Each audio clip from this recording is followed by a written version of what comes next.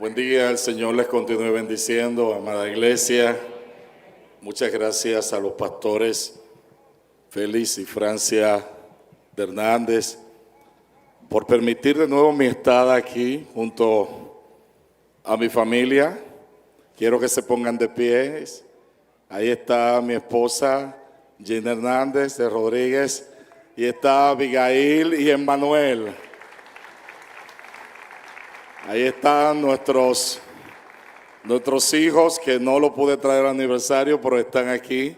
Como se darán cuenta, estamos en un proyecto de crianza con Abigail y Emmanuel y estamos felices porque el Señor nos ha dado dos niños que ha dotado de mucho talento y estamos en aras de propiciar una crianza efectiva, acorde con lo que establecen las Sagradas Escrituras.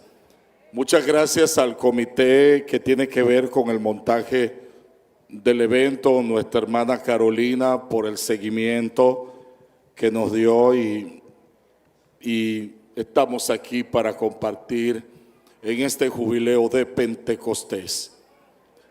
Y todo lo que hemos visto ha aludido al Pentecostés de ese drama que nos llamó la atención. Y se nos ha indicado que basado a ese tema que es tan vinculante con nuestra iglesia, porque como asambleas de Dios nosotros somos el movimiento pentecostal más grande, con más de 80 millones de miembros a nivel mundial en la América Latina, en África y en los Estados Unidos. Las asambleas de Dios constituyen la punta del iceberg de lo que es el pentecostalismo a nivel mundial, trabajando en misiones, enviando misioneros en diferentes latitudes, aún en países inhóspitos, como la Ventana 1040, los países islámicos donde está proscrito predicar el Evangelio bajo la unción del Espíritu Santo, que desmonta ídolos del diablo, que lleva la luz a las naciones.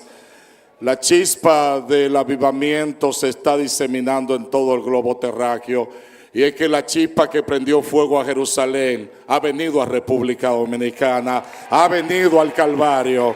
Y esa chispa no la apaga nadie, porque es una chispa que viene del trono de Dios. Yo quiero que me acompañen, que fue la cita que leyó la hermana Carolina al inicio de este jubileo, al libro de Deuteronomio capítulo 16, versículo 9 en adelante.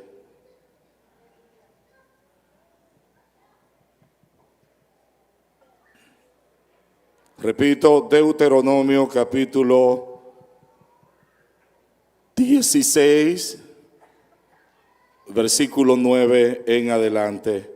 Y con un amén me dice que ya lo encontraron. Ya está en la pantalla, ¿verdad? Amén, ya lo tiene. Aparece aquí, pero está también en Números. Pero como estamos hablando de Deuteronomio, viene siendo un editorial repetitivo de las cosas que el Señor le había encomendado a Israel, para que no se olvidase. Entonces son notas editoriales que ya el Señor, en el trato que había tenido con el pueblo hebreo, le había dado y ahora se lo está recordando. Estamos leyendo bajo la comunión de nuestro Señor Jesucristo. 7 semanas contarás desde que comenzare a meterse la hoz en las mieses, comenzarás a contar las 7 semanas y hará fiesta solemne de las semanas a Jehová tu Dios. De la abundancia voluntaria de tu mano será lo que dieres. según Jehová tu Dios te hubiere bendecido. Y te alegrarás delante de Jehová tu Dios, tú, tu hijo, tu hija, tu siervo, el extranjero, tu sierva, perdón, el levita que habitare en tus ciudades, y el extranjero, el huérfano y la viuda que estuvieren en medio de ti, en el lugar que Jehová tu Dios hubiere escogido para poner allí su nombre. Y acuérdate de que fuiste siervo en Egipto, por tanto, guardarás y cumplirás estos estatutos. Esta es la primera parte. Luego vamos al libro de los Hechos. Este marco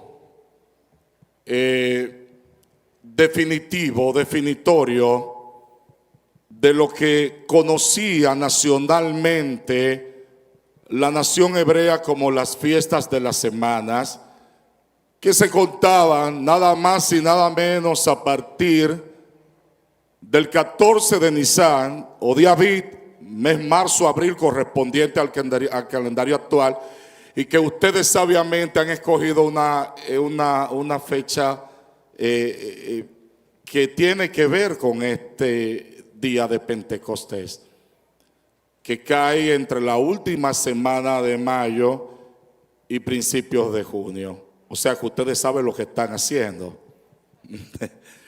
Entonces, a partir de ese día de Nisan, de ese 14 de Nisan 15, se cuentan a partir de ahí las 7 semanas de días que totalizan y terminan en la conocida fiesta de Pentecostés, 50º cincuentenario, 50 días, o como lo llamaría en la versión griega, Pentecostos, 50º, que viene siendo el día 50. Ese día de celebración, según la liturgia hebrea, 3 festividades convocaban a la nación a nivel nacional. Era una fiesta que rememoraba que todo lo que el pueblo hebreo tenía se lo debía al Señor. Desde la cosecha de trigo y cebada, desde la lluvia temprana y tardía, que anunciaban estas festividades anuales y que convocaba la atención del pueblo, y que, como el contexto que hemos leído de Deuteronomio capítulo 16 era vinculante para todo el pueblo, hasta el extranjero participaba de esa fiesta. Todo el que estuviera acampando en la nación hebrea participaba de esas festividades. Y aquí lo registra claramente. ¿Qué es lo que propone esta festividad? ¿Y cuál es la razón? ¿Y cuál es el cumplimiento? ¿Y por qué hoy rememoramos Pentecostés? ¿Y qué tiene que ver esto? Los que han históricamente denigrado el movimiento pentecostal han cometido grandes yerros, grandes errores. Y es que Pentecostés tiene que ver con Dios. Pentecostés se origina en Dios. Pentecostés es una iniciativa de Dios. Y que el pueblo que ha sido bendecido en el rasgo más sublime de la entrega sin precedente, Pentecostés significa entrega. Porque siempre hay algo que entregarle a Dios. Y muchas veces lo que más nos cuesta, lo que más nos duele.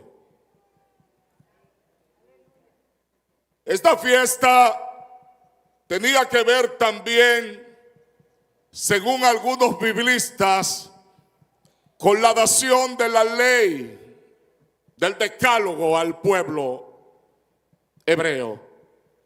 La transmisión del conocimiento expresada en aquellas maravillosas teofanías que se daban en el monte Sinaí, y fenómenos que se ven en el Antiguo Testamento Y también en la vida de profetas atípicos como Elías, que fue testigo del fuego, del viento recio, del terremoto, pero también del silbo apacible, porque Dios va a venir a tu vida en la manera que tú lo necesitas. Aleluya. O el mismo Jehová que acostumbró al pueblo a esos fenómenos, a esas teofanías, hablando de la majestad y de la deidad de Dios. Y cuando el pueblo andaba nómada y errante en el desierto, porque el desierto nos enseña a depender de Dios, no a depender de nosotros. Y allí en medio del desierto, y aquí está la razón del Pentecostés, recibían el sustento de Dios, recibían la alimentación de Dios. Y aquel tabernáculo móvil que se movía cuando el pueblo se movía, y aquella nube espesa de día que lo guarnecía del sol, porque en medio de la tormenta mortal del día Dios es tu sombra. Y allí los protegía del sol.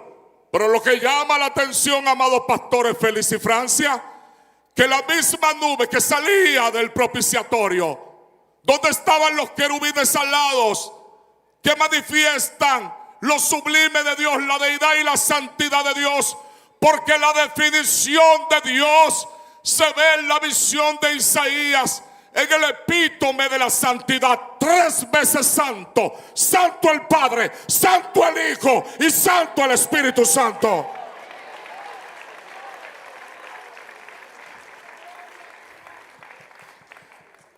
La misma nube que le daba sombra al pueblo era la misma nube donde venía el maná. Porque la nube que te bendice espiritualmente te va a bendecir materialmente también.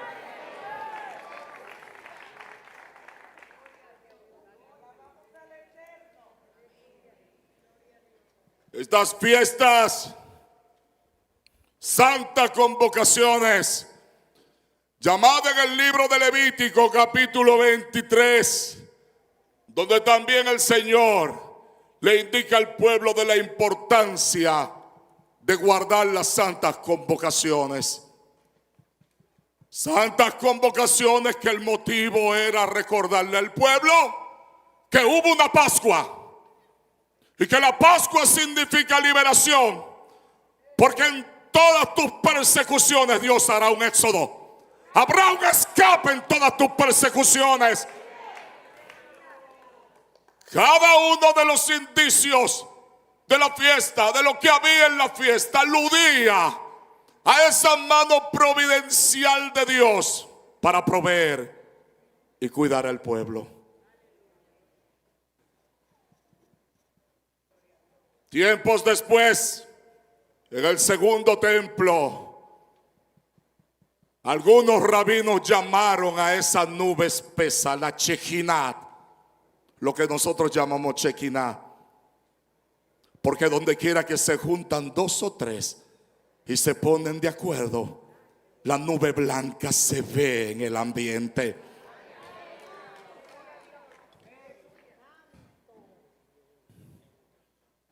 Cuando hablamos de Pentecostés,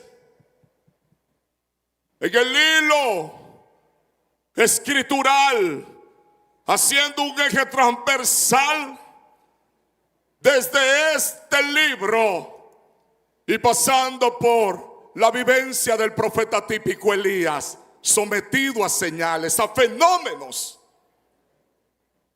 y luego yendo a la admonición profética del profeta Joel, advertencia pero también juicio. En los postreros tiempos él prometió que iba a derramar de su espíritu sobre toda carne. Lo que era reservado a una élite, a una casta, reyes, sacerdotes, profetas y una muda bestia de carga para sacar de la locura al hijo de Beor, al profeta Balaam. Pero ahora el Espíritu Santo está abierto para todos, para todo aquel que cree en el Hijo de Dios. ¿Qué podemos decir en ese hilo conductual de la revelación bíblica y profética del historiador Lucas, que en el capítulo 3 da las condiciones primigenias de lo que es el arrepentimiento, porque no habrá Pentecostés sin arrepentimiento. No hay Pentecostés sin confesión. Y aquí, en el capítulo 3 de Lucas, el profeta típico también, Juan el Bautista, daba algunos requisitos a sectores poblacionales específicos de la nación hebrea. El pueblo se le acerca y le pregunta: ¿qué haremos? Y él le dijo: el que tiene de comer, dile al que no tiene de comer. Estamos hablando que entonces la fiesta del Pentecostés es solidaria.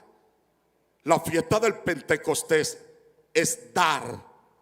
La fiesta del Pentecostés es entregar. Y por eso convoca en la primera cita que leímos de Deuteronomio 16, que todos los que estén en la tienda, los que estén ahí, hasta el extranjero, tienen que participar de esas convocaciones santas del Pentecostés. Esta también constituye la consigna de libertad de las 13 colonias que en 1776, bajo el mando de George Washington, proclamaron la independencia de las 13 colonias en los Estados Unidos y tomaron como consigna de libertad el capítulo 25, verso 11 de Levítico: y pregonaréis libertad a los cautivos, y cada uno volverá a su tierra y poseerá su tierra. Porque en Pentecostés se te devuelve lo que te pertenece. En Pentecostés Dios restituye. En Pentecostés Dios paga. En Pentecostés Dios liberta. Y Dios da la herencia que merecen los hijos de Dios. Se había prometido que vendría la promesa. Y como lo que Dios promete, ¿lo cumple? Porque todo el Antiguo Testamento era sombra de lo que había de venir. Jesucristo, el real bautizador, y Juan dice: yo no soy digno de desatar las correas de sus sandalias.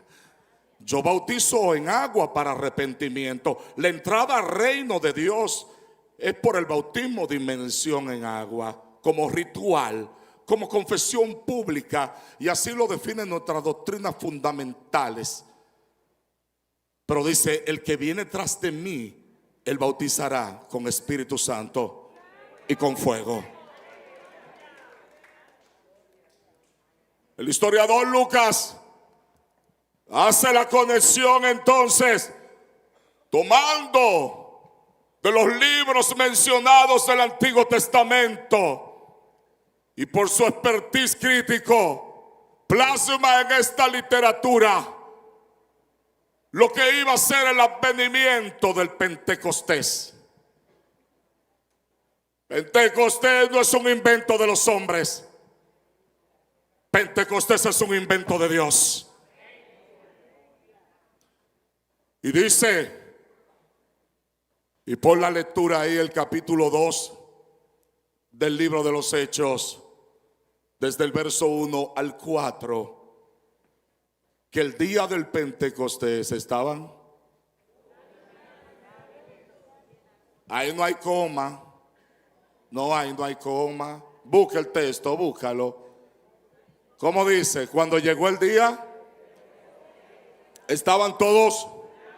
Hay coma entre unánime y junto. Ahí no hay, ¿verdad? Y así aparece la gramática del griego, Koiné. Vamos a ver.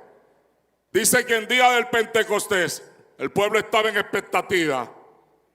Y Cristo mandó a los discípulos en el capítulo 1 de los Hechos que no se fueran de Jerusalén, sino que esperasen la promesa. Y obedecieron. Requisito número 1 para el Pentecostés: obedecer. No hay que desatar un código. Se llama obediencia. Se llama obediencia.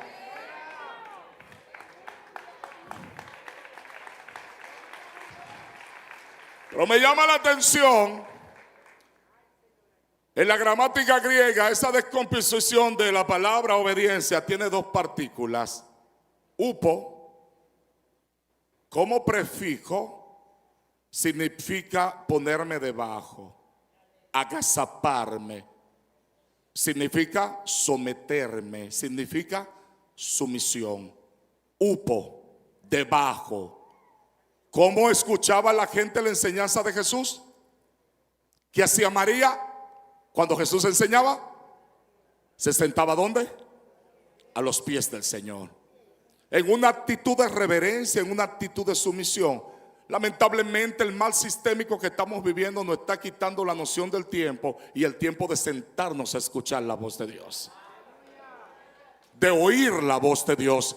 Y si algo tiene Dios es que sigue hablando hoy, porque Dios no se calla. Él sigue hablando hoy. Sigue sacando gente de las tinieblas. Sigue recomponiendo matrimonios. Sigue sacando de sustancias narcóticas a los enajenados. Sigue sacando a gente de la depresión. Dios no es un mito, Dios es real, está aquí.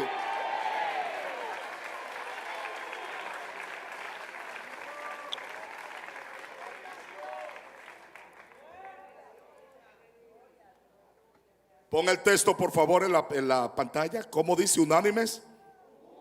Upo, debajo. El otro término que define upakoi en griego, obediencia, sería kuo, que significa ¿qué? Escuchar. O sea, yo tengo que sentarme tranquilo en comunión. ¿Para qué? Para escuchar la palabra de Dios.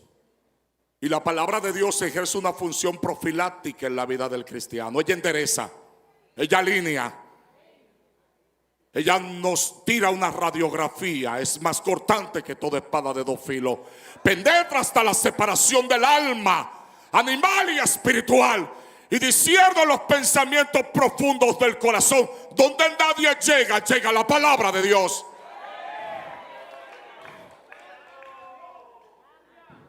El término unánime también en otra connotación griega significa homotumadón, homo uno, igual. La primera iglesia tenía la misma mentalidad.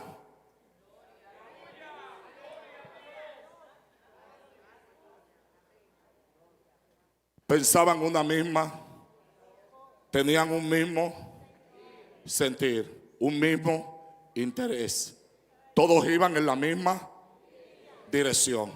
Compartían todo en común. Los factores de coinonía, de diaconía, de servicio, una iglesia proclamadora, carismática, se daban en esa iglesia. O sea, lo que leímos en Deuteronomio capítulo 16, que estaban todos unidos, se repite aquí también. El factor de unidad es indispensable para el Pentecostés. Pero no solamente para el Pentecostés. Toda empresa en la vida necesita estar unida. Que un gerente trate mal a los empleados, a ver si producen igual. Se necesita un clima de qué para que la empresa progrese. Y no solamente una empresa, cualquier institución que necesite un clima de qué, de unidad. No es el clamor después que se hizo el Tratado de Maastricht en 1991 que cambia el mercado común europeo por la Unión Europea. No reza el eslogan de la Unión Europea: unidos venceremos, divididos caeremos. No dice un partido dominicano que solamente quedan las siglas. Un unido jamás será vencido. Pero se dividió y nada más quedan las siglas. Y es verdad lo que decía el líder: si se divide el partido, no hay nada. La ley física de termodinámica dice que cuando un cuerpo recibe impacto de diferentes direcciones, explota. Cuando está empujado en diferentes direcciones, porque cada energía, cada acción, cada vector lo va a empujar a un lugar, y lo que van a terminar rompiendo el cuerpo, explotándolo. La iglesia como cuerpo, para estar equipada en Pentecostés, necesita la unidad.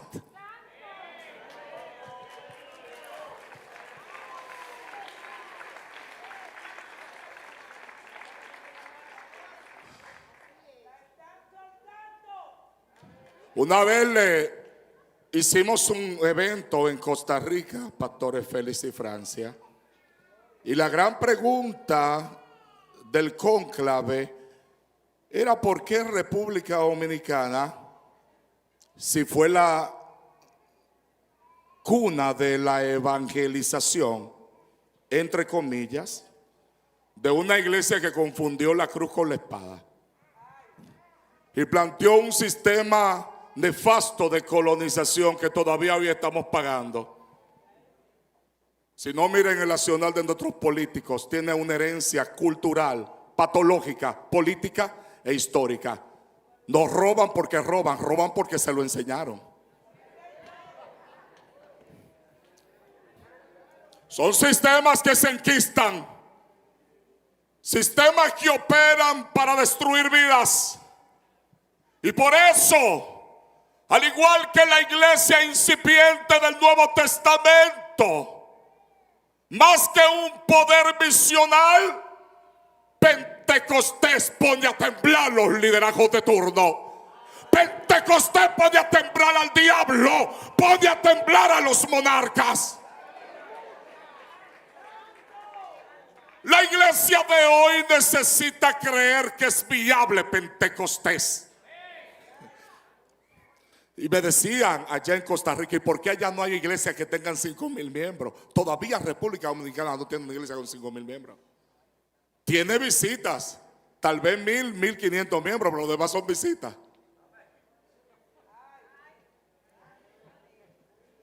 Pero miembros con adhesión, con doctrina, con fundamento discipular. Y vemos lo que está pasando. Cuando explota el avivamiento en el primer siglo de la era apostólica, esa pequeña comunidad de 120 que empezaron a hablar el mismo lenguaje, que empezaron a caminar juntos. Dios está demandando de la iglesia que camine junta, que ande junta, que hablen el mismo lenguaje. Que si van a ayunar, ayunen todos. Que si van a cantar, canten todos.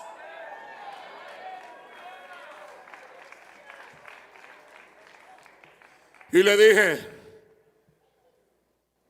el sistema que operó aquí todavía pervive. Los países que fueron colonizados por potencias europeas tienen otro tipo de instituciones más sólidas y más fuertes que las de nosotros.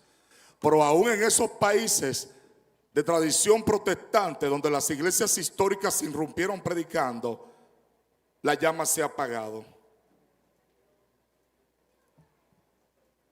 Los que critican el pentecostalismo clásico se olvidan de una cosa, y es que cada día más, cada día que pasa, el cesacionismo va quedando reducido, porque el Espíritu Santo nadie lo detiene. En una salita de tu casa, enseñando la palabra, de repente comienzan a orar, y ahí el Espíritu Santo le da otras lenguas según él entienda que debe dársela. Y como decía uno de los padres de la iglesia, de la patrística de la iglesia, Ireneo, en el siglo I, decía lo siguiente: cuando los hombres hablan lengua, el Espíritu Santo revela misterio. Han acusado a la iglesia pentecostal de emocionalista, círculos calvinistas a ultranza, que vilipentean y nos humillan y nos creen evangélicos de quinta categoría. Y como no predican, porque su número está completo, por la doble predestinación ya están todos los salvos, pero sí sacan evangélicos de la iglesia pentecostal.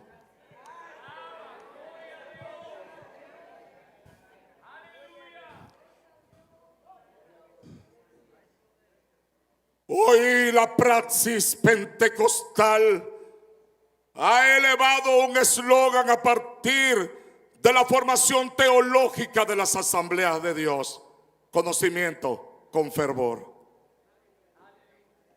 conocimiento con fuego, porque el conocimiento sin fuego genera gente prepotente, gente intelectuales con apariencia de piedad, pero le falta la revelación del Espíritu Santo.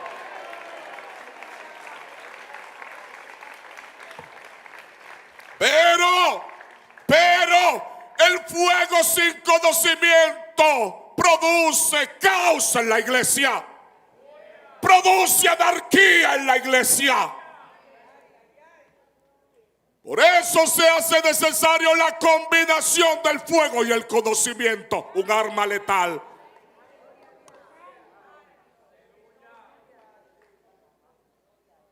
Nos creen evangélicos de quinta categoría, pero los evangélicos de quinta categoría han ido a las naciones y le han desmontado ídolos locales al diablo. Los evangélicos de quinta categoría van a los hospitales y oran por los que están con cáncer terminal y logran sanidades en el nombre de Jesús, porque las señales seguirán a los que creen, a los que creen.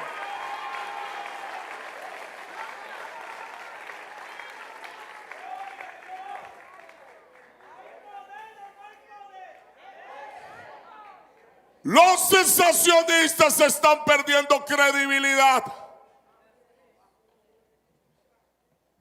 porque como dice el coro, si empezamos a cantar, si empezamos a orar, como decía uno de los pilares y pioneros del pentecostalismo clásico a nivel mundial, Juan Wesley, decía: se necesita un corazón sensible para el avivamiento. Y todo el mundo sabe por los millones que se contó las prédicas de Wesley cuando tuvo la experiencia del bautismo en el Espíritu Santo. No es lo mismo ni es igual.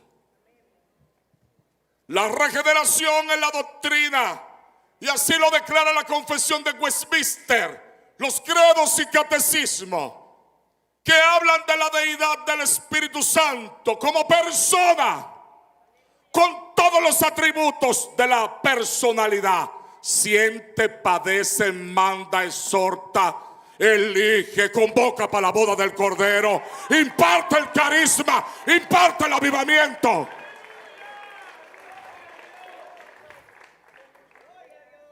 Pero también la Biblia habla de una iglesia bajo el poder del Espíritu Santo y la carismata, la manifestación de los dones espirituales.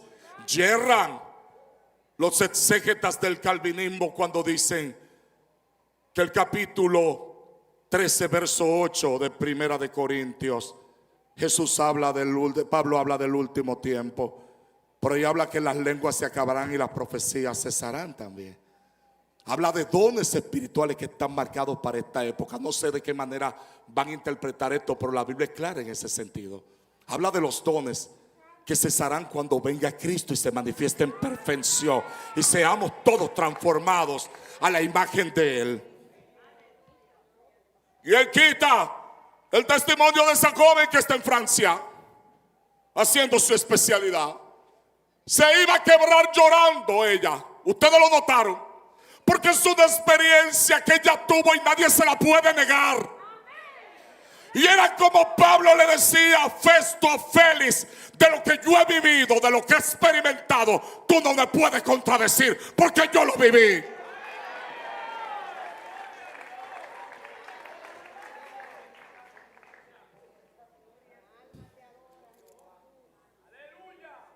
¿Qué se necesita hoy?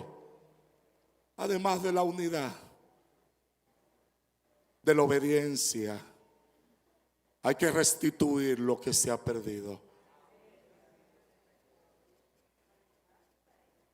Yo recibí el Espíritu Santo barriendo la iglesia y limpiándola.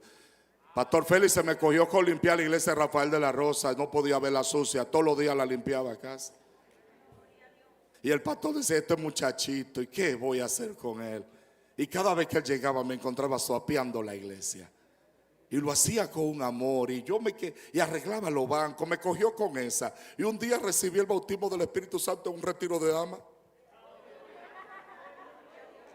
Y como dice ella, es inefable describir, no se puede describir con palabras. Pero yo me sentía como una pluma flotando en el aire.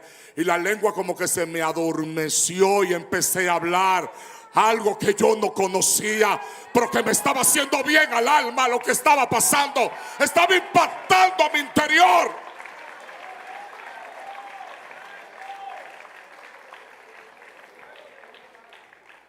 Si como dice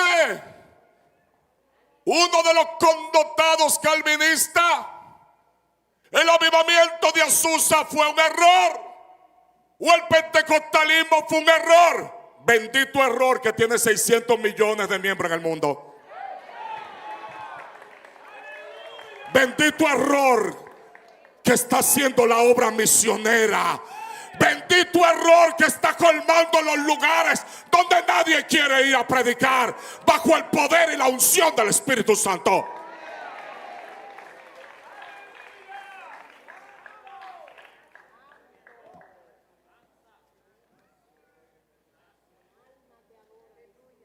Restituir lo que se había perdido. Fíjate que en el capítulo 1 de los Hechos se registra que Pedro convoca a los discípulos y elige al que se había, en lugar del que se había perdido, elige a Matías para completar el número de los 12.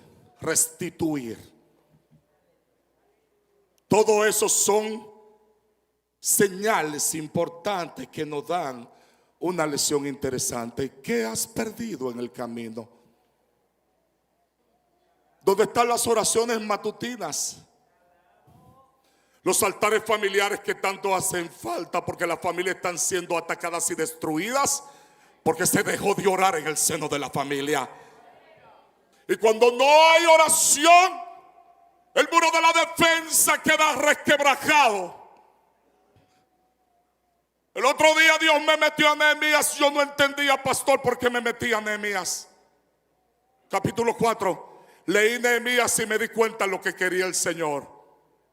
Llega un momento que la gente está muy en su asunto, en la onda de su vida, en su agenda de vida, y deja de ver lo esencial de la vida y el llamado que Dios le ha dado. En un momento Nehemías llama la atención de los hombres de Judá y le dicen: por lo menos peleen para defender a su mujer y a sus hijos, pues se lo van a matar. Por lo menos que lo despierte su familia y sus hijos, porque estamos bajo un ataque sistemático del mundo de las tinieblas y necesitamos reforzar nuestros muros de defensa. Que se despierten los guardianes del muro de esta iglesia, que se despierten los vigías de la torre de vigía. ¿Dónde están los reparadores de puerta y portillo de esta iglesia? La guerra está y necesita guerreros que se levanten para pelear esa batalla.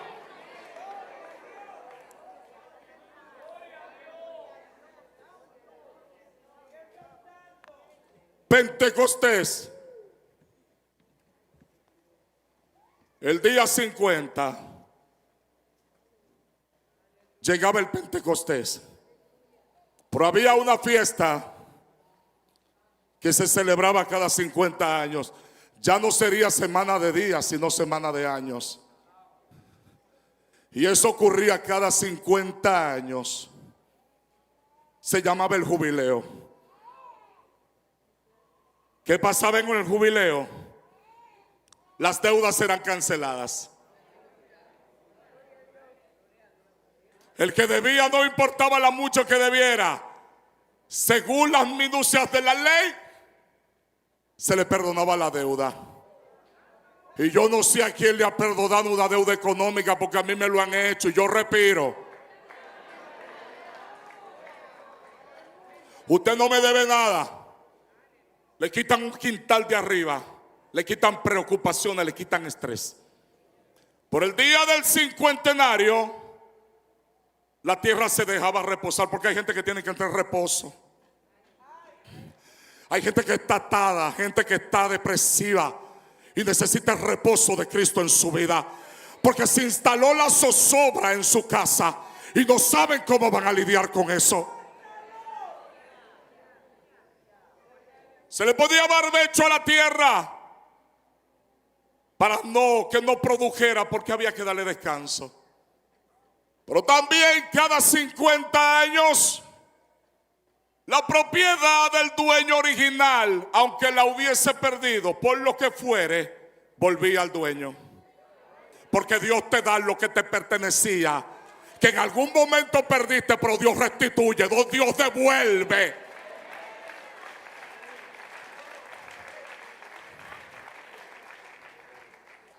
Esa fiesta marcaba un antes y después en la vida del pueblo.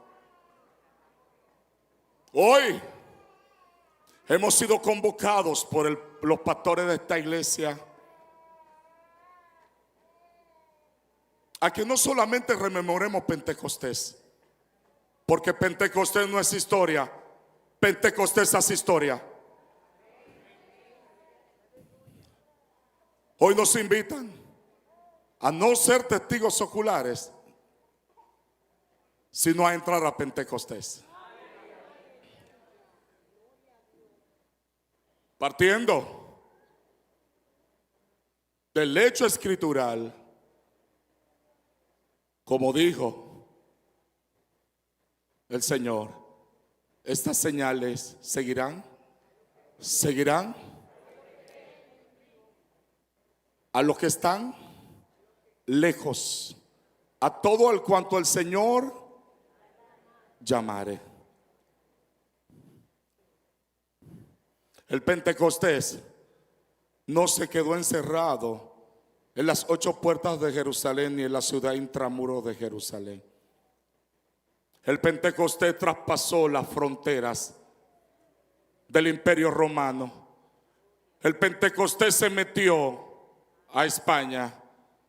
El evangelio llegó. No sentía Pierre Gual, uno de los prereformadores franceses en Lyon, y relata la historia que cuando se reunían había lágrimas y hablaban una lengua que la gente no sabía, porque donde quiera que se reúne el pueblo, las lenguas van a caer.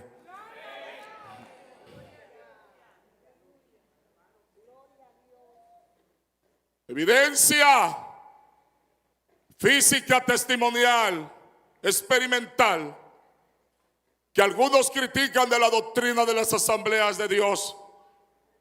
Pero como decía el apóstol Pedro en el capítulo 10 de los Hechos, de la misma manera que nosotros hablamos en lengua, Cornelio y su familia también hablan en lengua. Quien está fijando ese parámetro es Pedro, no ni tú ni yo, ni los calvinistas ni nadie. Lo fija Pedro en la Biblia. ¿Cómo te das cuenta que fuiste bautizado? Por esa experiencia que narró la niña ahí que estaba testificando. Y dice Cornelio, con Cornelio pasó, lo dijo Pedro, no lo dice ni tú ni yo, lo dijo Pedro. Lo mismo que pasó con nosotros en Pentecostés, pasó con Cornelio en su casa también.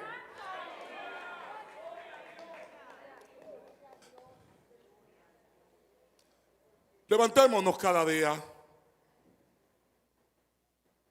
Hagamos del Pentecostés una vivencia, acompañada también del fruto del Espíritu, que tiene que ver con la otra parte doctrinal, que es la regeneración. Pero vuelvo y repito, como decía el doctor W. Tozer, se puede estar ilustrado en ciencias bíblicas, en doctrina bíblica, y no tener ningún entendimiento espiritual del tema. Porque el ser humano necesita la iluminación del Espíritu Santo para entender los misterios de Dios. Necesita la iluminación del Espíritu Santo. O hemos perdido de vista que quien inspira es el Espíritu Santo. Hoy Pentecostés nos invita a hacer de esta experiencia una experiencia comunitaria. Que no se acaben los cultos de oración del Calvario. Lo he fomentado allá en el Kennedy y han dado resultados. Las madres se levantan a las 5 de la mañana Y el ministerio se llama Madres que Oran. Esas mujeres empezaron a pedir por músicos y llegaron músicos a la iglesia. Dios los envió. Están orando por sus hijos y han mantenido esa llama encendida día tras día. Y tanto da una gota en una piedra que la desbarata.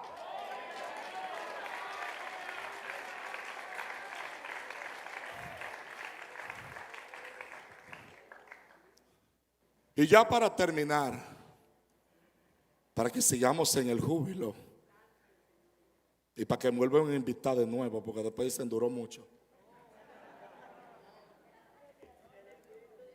No me han hecho señas ni ahí en el teleprompter me han puesto tiempo, porque algunos que ponen el tiempo ahí no me lo han puesto. Que Dios bendiga a la gente de multimedia.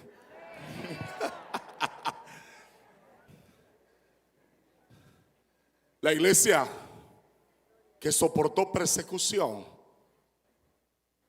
lo hizo porque estaba cargada del dinamis del Espíritu Santo. Y recibiréis poder. Y recibiréis poder. Y recibiréis poder. Y recibiréis dunamis. Recibiréis el poder cuando haya descendido. Y me seréis testigos. Y me seréis testigos. ¿Dónde? ¿Dónde? Jerusalén primero. ¿Dónde más? Judea, ¿dónde más? Samaria, ¿dónde más? El Calvario, ¿dónde más? Aquí en el Piantini, ¿dónde más? Y hasta lo último de la tierra me seréis testigos.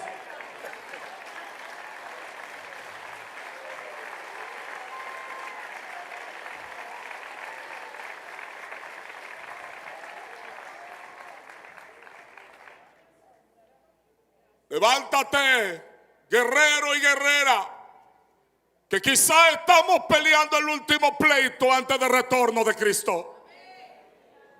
Vivimos los embates de horas difíciles en esta tierra, con situaciones desconcertantes, con conflictos armados en Medio Oriente, el punto neurálgico de la profecía bíblica. Estamos viendo cumplimientos en diferentes latitudes. La novia tiene que estar despierta, el pábulo no puede quemarse, la mecha no se puede quemar y tiene que haber aceite en la lámpara y guardar el depósito de la perseverancia de los santos. Hay aceite en esta casa, hay aceite en esta casa, hay aceite. Ponte de pie, ponte de pie.